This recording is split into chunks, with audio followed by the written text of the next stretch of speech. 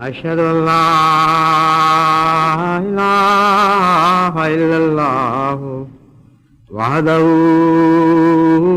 لا شريك له وأشهد أن محمدا عبده ورسوله أما بعد فأعوذ بالله من الشيطان الرجيم بسم الله الرحمن الرحيم الحمد لله رب العالمين الرحمن الرحيم مالك يوم الدين إياك نعبد وإياك نستعين اهدنا الصراط المستقيم صراط الذين أنعمت عليهم غير المغضوب عليهم ولا الضالين قاف يا عين صاد ذکر رحمت ربک عبدہ زکریا اذ نادى ربه نداء خفيا قال رب إني وهن العظم مني واشتعل الرأس شيبا ولم أكن بدعائك رب شقيا وإني خفت الموالي من ورائي وكانت امرأتي آخرا فهب لي من لدنك وليا يرثني ويرث من آل يعقوب يرث من آل يعقوب واجعله رب رضيا يا زكريا إنا نبشرك بغلام اسمه يحيى لم نجعل له من قبل سميا قال رب أنى يكون لي غلام وكانت امرأتي آخرا كانت امرأتي آخرا وقد بلغت من الكبر عتيا قال كذلك قال ربك هو علي هين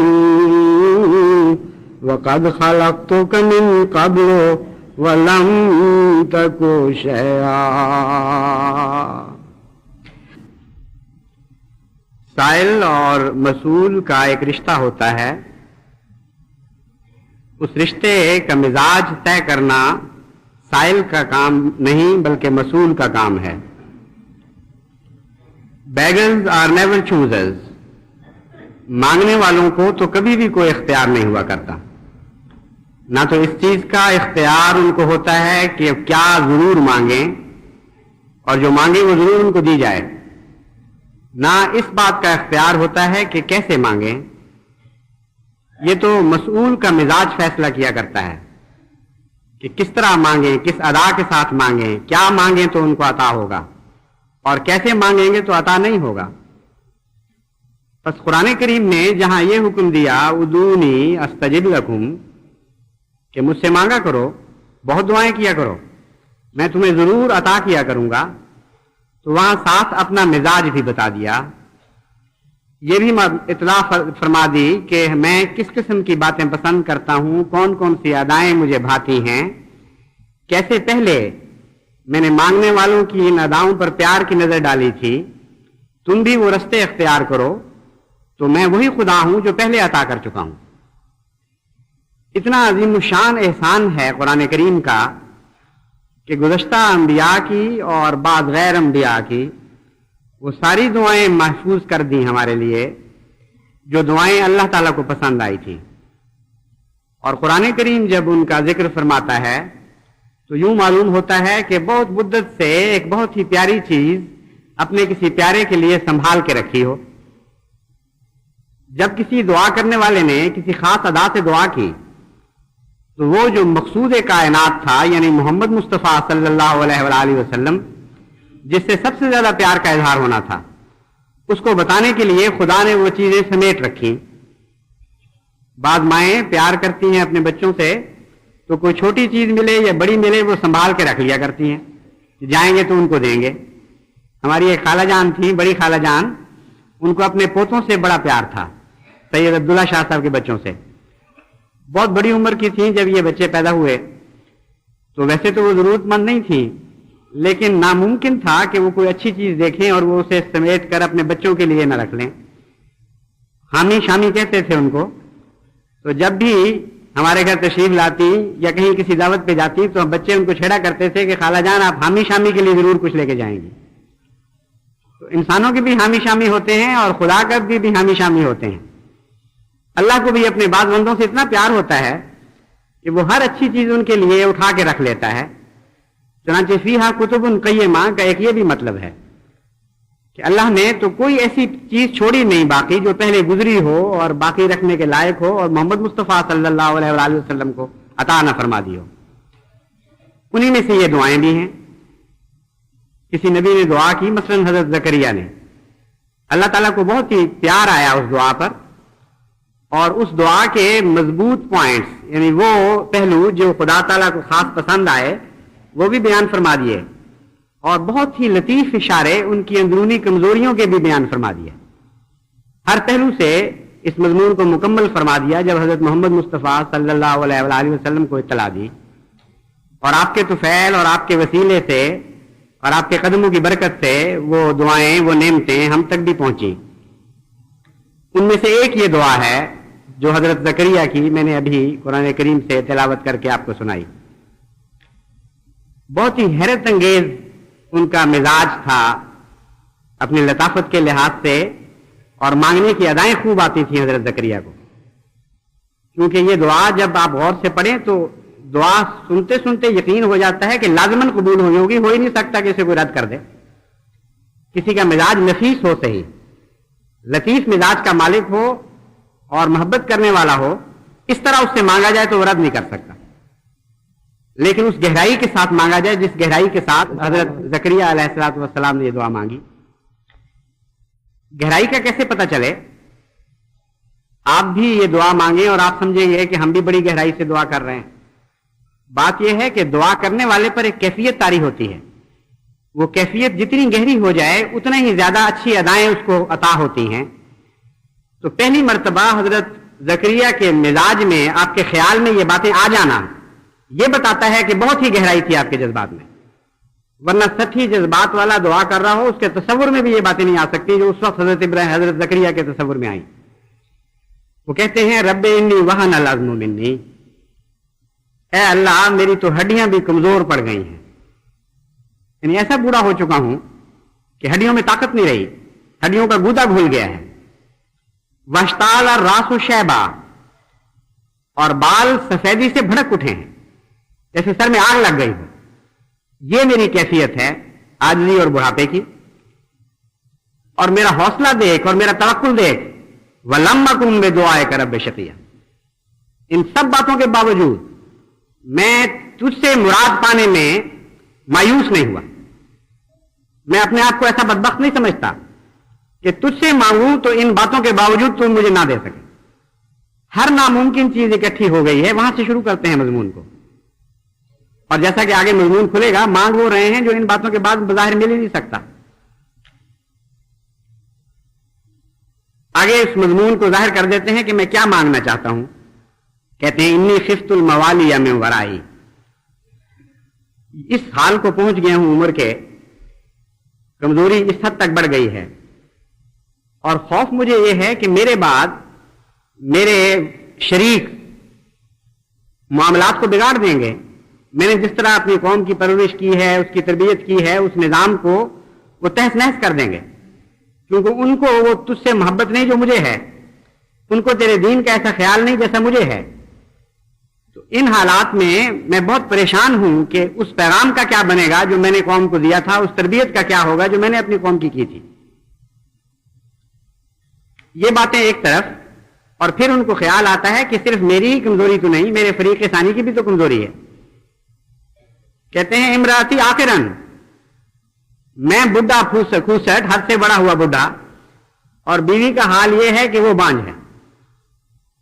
یعنی کوئی دور کا بھی امکان نظر نہیں آتا کہ اولاد ہو جائے. اس کے بعد میں عرض کرتا ہوں فَهَبْ لِي مِن لَّدُنْكَ وَلِيًّا، اے میرے رب حوصلہ دیکھ میرا. یہ ساری باتیں ماننے کے باوجود میں یہ کہتا ہوں کہ مجھے بیٹا عطا فرما. یرثنی و یرث من آل یعقوب، وہ میرا بھی ورثہ پائے روحانی اور آل یعقوب کا بھی ورثہ پائے، لیکن ایسی اولاد نہ ہو جو بعض دفعہ ورثہ پا کر اس کو ضائع کر دیتی ہے. رضیہ ہو، اے اللہ اس کو ہمیشہ ایسا بنانا کہ وہ تجھ سے راضی رہے اور تو اس سے راضی رہے. یہ دعا جب خدا نے سنی تو فرمایا، یہ نہیں فرمایا کہ پھر ہم نے اس کی دعا قبول کر لی. اب براہ راست اللہ تعالیٰ حضرت زکریا کو مخاطب ہو رہا ہے، کوئی فاصلہ نہیں ڈالا بیچ میں لفظوں کا کہ ہم نے پھر جب یہ دعا سنی ہے محمد تو پھر ہمارا دل پسیجا اور ہم نے اس دعا کو قبول فرما لیا.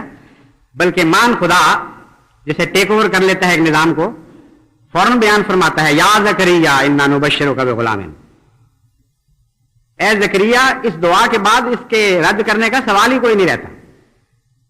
انا نبشرک بغلام، ہم تجھے خوشخبری دیتے ہیں ایک غلام کی، ایک ایسے بیٹے کی جو عمر پانے والا ہوگا. اسمہ یحییٰ، اور اس کا نام ہم یحییٰ رکھتے ہیں. لم نجعل لہ من قبل سمیا، جیسی تیری دعا بڑی انوکھی اور منفرد ہے ویسے ہی یہ تیرا بیٹا بھی بڑا منفرد اور انوکھا نام پانے والا ہے. اس سے پہلے آج تک کبھی کسی انسان کو یہ نام نہیں دیا گیا. اور اب سنیے وہ اندرونی کمزوری کا حال. بہت ہی لطیف اشارہ ہے اللہ تعالیٰ کی طرف سے. فرماتا ہے کہ انسان کتنے ہی اخلاص کے ساتھ دعائیں کرے لیکن اندر سے اس کے کوئی نہ کوئی کمزوری کا کیڑا باقی رہ جاتا ہے.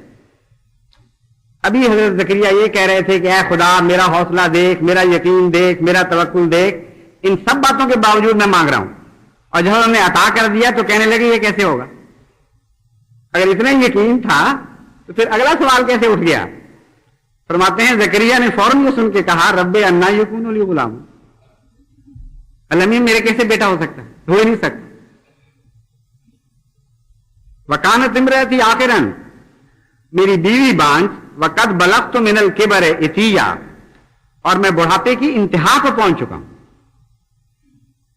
اب دیکھیں یہ دونوں ایک ہی بات آدمی کی باتیں ملتی لگتی ہیں. کوئی پہلی دعا یہ کہ اے خدا میرا یہ حال ہو گیا ہے، لیکن سوال ہی نہیں پیدا ہوتا کہ میں مایوس ہو جاؤں، مجھے پورا یقین ہے، پورا عزم ہے، پورا توکل ہے تیری ذات پر، تو ضرور عطا فرمائے گا. اور جب مل گئی تو گھبرا گئے.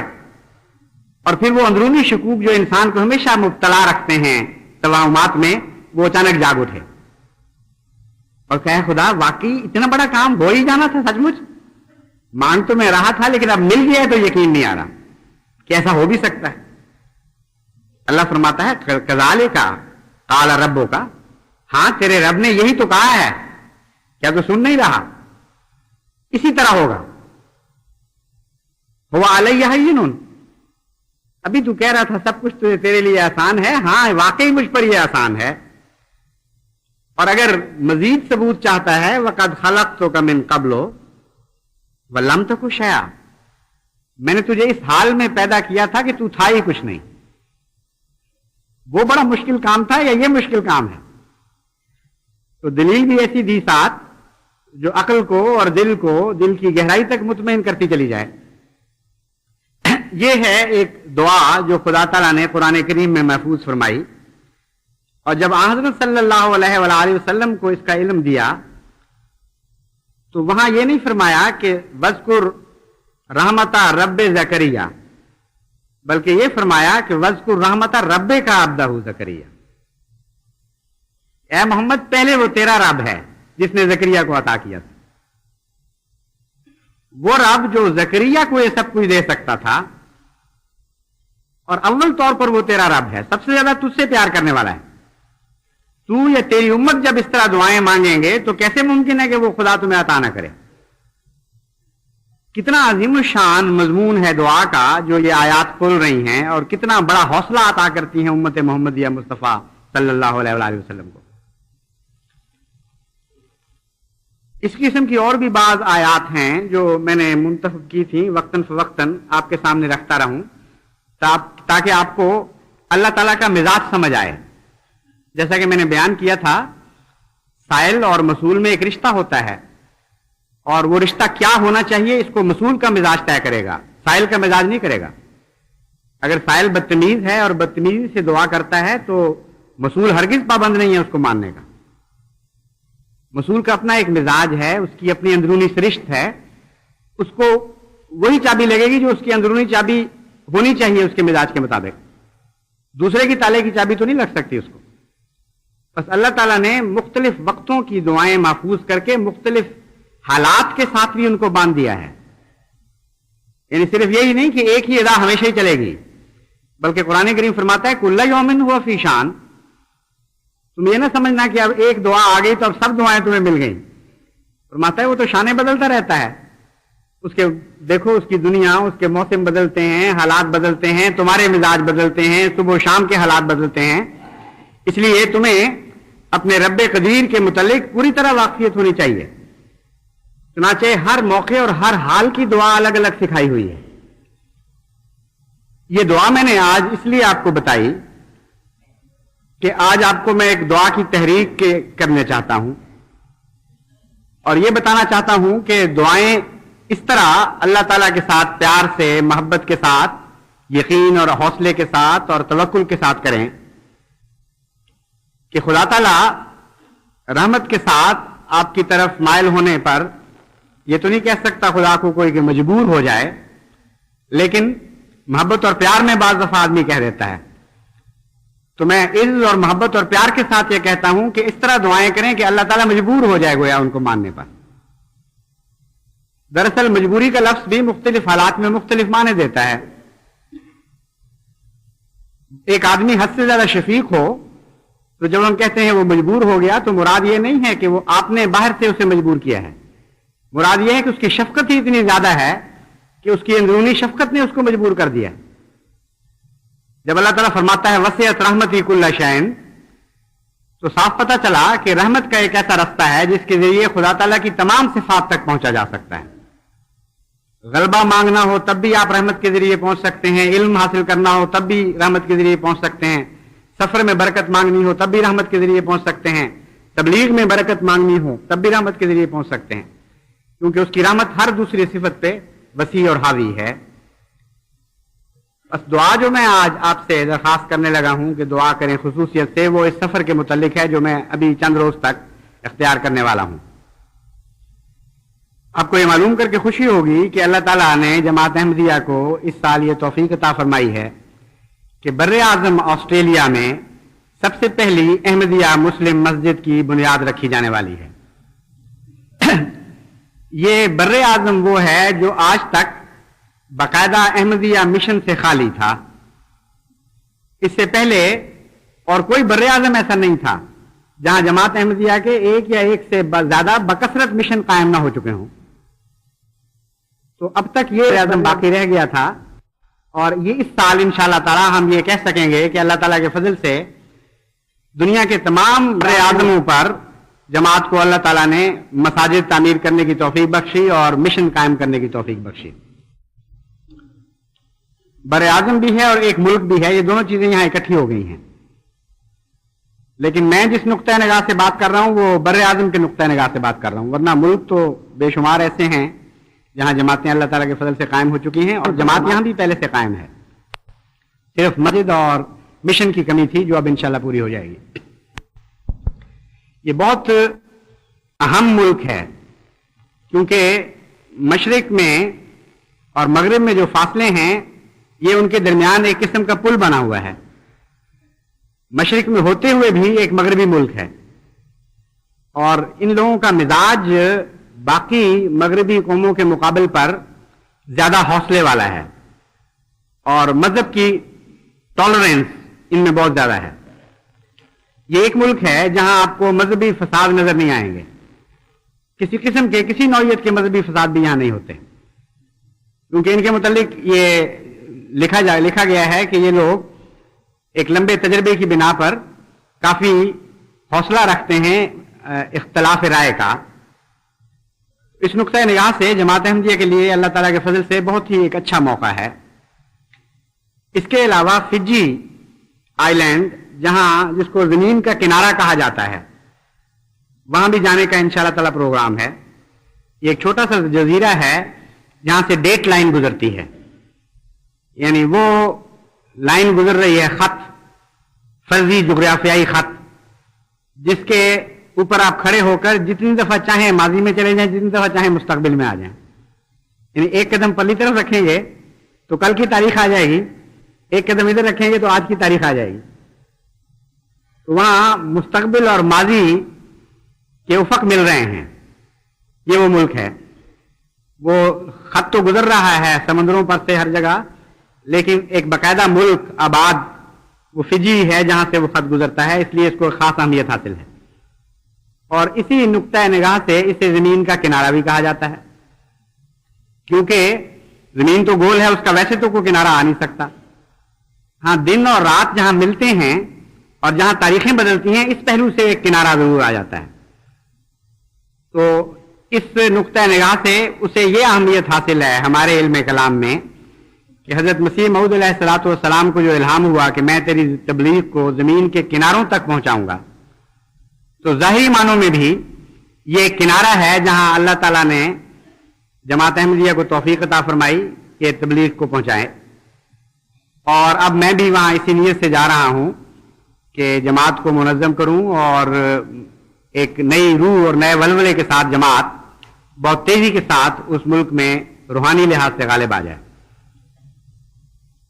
بہت کثرت سے دعاؤں کی ضرورت ہے، کیونکہ جیسا کہ میں نے گزشتہ سفر میں تجربہ کیا تھا، ہماری ساری طاقت اور ساری بنا دعا پر ہے.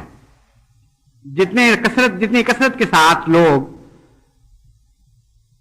اللہ تعالیٰ سے نہایت عاجزی اور گریہ ازاری کے ساتھ اور محبت اور پیار کی اداؤں کے ساتھ مانگیں گے، اتنا ہی وہ عطا کرتا چلا جائے گا. اس کے ہاں تو کوئی کمی نہیں ہے. اس لیے زیادہ سے زیادہ احمدیوں کو ان دعاؤں میں لگ جانا چاہیے. ہر احمدی جو دعا کرے گا اس کے نتیجے میں اللہ تعالیٰ ضرور فضل ظاہر فرمائے گا. جتنی زیادہ دعائیں ہوں گی اتنی زیادہ فضل فرمائے گا. اس کے علاوہ بھی بعض ملک ہیں جہاں اس سفر کے دوران کچھ عرصے کے لیے قیام ہوگا. مثلا ایک سنگاپور ہے، جاتے ہوئے پہلے وہاں انشاءاللہ تعالیٰ قیام کا خیال ہے، اور پھر واپسی پہ آخری قدم سیلون پر رکھ کر پھر انشاءاللہ تعالیٰ کراچی واپس آنا ہے. پروگرام مختصر ہے، زیادہ لمبا نہیں، تقریباً 1.25 مہینے کا پروگرام ہوگا، لیکن مصروفیات بہت زیادہ ہیں. اور چونکہ ایسی جماعتیں مثلا فجی اور آسٹریلیا والے روز روز یہ توقع نہیں رکھ سکتے کہ خلیفۃ المسیح وہاں ان کے پاس پہنچے، اس لیے ان کا رجحان اس موقع پر ویسا ہی ہوتا ہے جیسے سونے کے انڈے دینے والی بطخ کے متعلق ایک شخص کا رجحان تھا. اس نے کہا روز جو ایک انڈا دیتی ہے، اب قابو آئی ہے، اتفاق سے اسے ذبح کر کے سارے انڈے اکٹھے کیوں نہ نکال لوں. تو ایسی جماعتیں جہاں بہت دیر کے بعد کوئی پہنچتا ہے، طبعاً فطرتاً ان کا یہ رجحان ہوتا ہے کہ خوب کام لیا جائے. اللہ تعالیٰ فضل فرمائے کام سے تو میں بالکل نہیں ڈرتا، لیکن جہاں غیروں کو خطاب آ جاتا ہے بکثرت، وہاں ذمہ داری بہت پیدا ہو جاتی ہے، کیونکہ میں اپنے ذات کے طور پر تو سامنے ان کے نہیں پیش ہو رہا ہوں گا، میں تو جماعت احمدیہ کے نمائندے کے طور پر پیش ہو رہا ہوں گا، اور اللہ تعالیٰ سے بہت دعا کرنی چاہیے کہ مجھے اس نمائندگی کا حق عطا فرمائے۔ یہاں جو مصروفیات ہیں ان کے نتیجے میں وہ جو علمی لیکچرز رکھ دیے گئے ہیں باہر کی جماعتوں کی طرف سے، ان کی آج ہی مجھے اطلاع ملی ہے، ان کے لیے تیاری کا تو وقت کوئی نہیں، پرسوں تو انشاءاللہ یا ترسوں یہاں سے روانگی ہے، تو اس لیے تبھی بات ہے کہ کچھ فکر تو پیدا ہوتی ہے ذہن میں، لیکن میرا گزشتہ تجربہ یہ ہے کہ پہلے بھی یہی حال تھا، اللہ تعالیٰ نے اپنے فضل سے توفیق عطا فرما دی تھی، اور کچھ بھی جب وہ وقت گزر گئے تو اتنے آسان نظر آئے، اتنے ہلکے پھلکے نظر آئے کہ جیسے کوئی بوجھ ہی نہیں تھا۔ تو یہ بوجھ آپ سب نے مل کر اٹھانا ہے میرے ساتھ، میں نے اکیلے نہیں اٹھانا، کیونکہ میں اپنی ذات کا نمائندہ نہیں، جماعت احمدیہ کا نمائندہ ہوں، اس لیے بہت دعائیں کریں اللہ ہر پہلو سے اسے بابرکت بنائے اور اسلام کے لیے عظیم الشان فتوحات کی بنیادیں رکھی جائیں، ایسے نئے دروازے کھلیں جن سے بڑی شان کے ساتھ نئی فتح کے علم بلند کرتی ہوئی جماعت احمدیہ نئے میدانوں میں نکل آئے، اور نئی نئی قومیں فتح ہوں، اور نئے نئے دل مسخر کیے جائیں، اور اس حال میں خدا تعالیٰ اس سفر کو ختم کرنے کی توفیق ملے کہ سفر ختم ہو رہا ہو اور فتوحات اسلام کا آغاز ہو رہا ہو عظیم الشان۔ اللہ تعالیٰ ہمیں اس کی توفیق عطا فرمائے۔